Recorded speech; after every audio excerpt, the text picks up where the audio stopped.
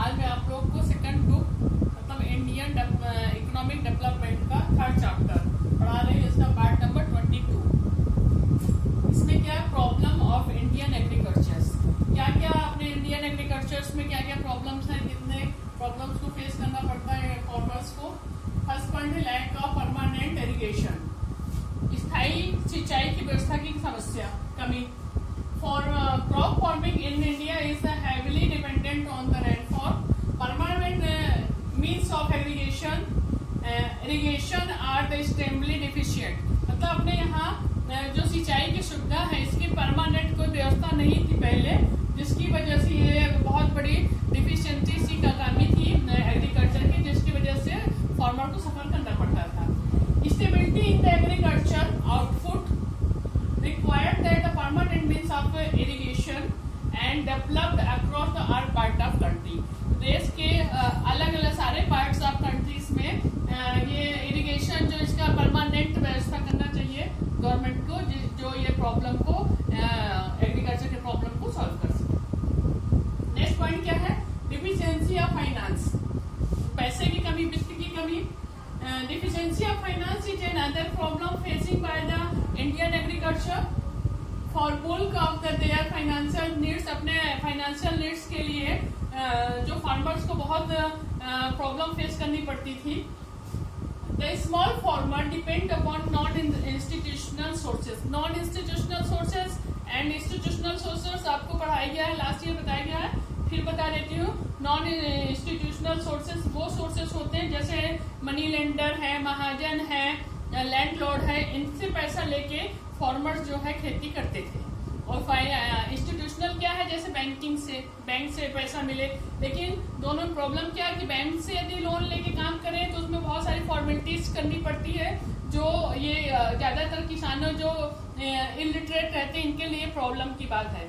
लेकिन जो ये लोग नॉन इंस्टीट्यूशनल सोर्सेज से पैसा लेते हैं ये हाई रेट ऑफ इंटरेस्ट लेते हैं और इनको जो है पैसा इन्हीं से मिलता है ज्यादातर, और जब इनकी क्रॉप्स आती है उसको बेच करके ये पैसा इनको रिटर्न करते हैं। थर्ड पॉइंट क्या? Conventional outlook. Conventional outlook toward the farming and other problem of Indian agriculture despite innovational form. ये कन्वेंशनल पुराने तौर तरीके से लोग अभी भी खेती करते थे। Technology and the farm management practice, Indian farmers continue to rely the conventional wisdom. ये इनको conventional wisdom के हिसाब से खेती करना इनको ज़्यादा अच्छा लगता था, ज़्यादा सहूलियत लगती थी। सब्सिस्टेंसेस के लिए अपने सिर्फ जीवन यापन के लिए कमाना, खेती करना ही ये सोचते थे कि हमारा साल भर के कंजम्पशन के लिए निकल आए, तो इसलिए ये लोग कन्वेंशनल आउटलुक को भी यूज करते थे। नेक्स्ट क्या है? Small and scattered holding. Small holding in India are not very small but also scattered as well. वो स्मॉल तो होता था, छोटा छोटा रुपया, लेकिन स्कैटर था, अलग अलग जगह पे था, दूर दूर था। Small holding do not allow the use of modern technology. जैसे ट्रैक्टर वगैरह एक जगह से दूसरे जगह छोटे छोटे पार्ट में डिवाइडेड रहते थे, फील्ड खेत, तो वहां पर ट्रैक्टर वगैरह नहीं आसानी से जा सकते थे। Scattered holding increase the cost of management, ये कॉस्ट ऑफ मैनेजमेंट को भी बढ़ा देता था, इंक्रीज करता था। This contribute the backward and farming and the poverty of the farming. ये इसका कारण है कि आज भी फार्मिंग जो बैकवर्ड थी, पिछड़ी थी, और जो फार्मर था आज भी पॉवर्टी से जूझ रहा था, गरीबी से अभी भी जूझ रहा है। नेक्स्ट पॉइंट क्या है? एक्सप्लॉइटिव एग्रेरियन रिलेशनशिप। ये एक्सप्लॉइटिव जो शोषण होता था इन लोगों के बीच में relationship, agrarian relationship or refer to the business relations between landlord and tenant. दोनों के बीच में एक बिजनेस रिलेशनशिप था। Most landlord are absentee landlord. ये जो बहुत ज्यादातर लैंडलॉर्ड थे ये सिर्फ देखभाल के लिए कभी कभी जाते थे, एब्सेंट रहते थे, ज्यादातर खेती फॉर्मल ही करते थे। दे सेल्डम टू फार्मिंग देमसेल्फ, कभी कभी वो जाके फार्मिंग करते थे। Relying on the rental income, क्योंकि उनको रेंटल इनकम मिल जाए इसलिए जाते थे थोड़ी। They tend to exploit their tenants, वो अपने उनके अंदर ये टेंडेंसी थी कि अपने टेनेंट को जो है एक्सप्लॉइट करके शोषण करते थे।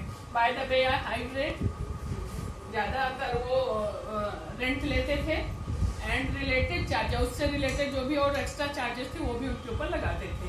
And their relationship is not good, उनका रिलेशनशिप दोनों का, लैंडलॉर्ड और टेनेंट का, दोनों का अच्छा नहीं था, बैड।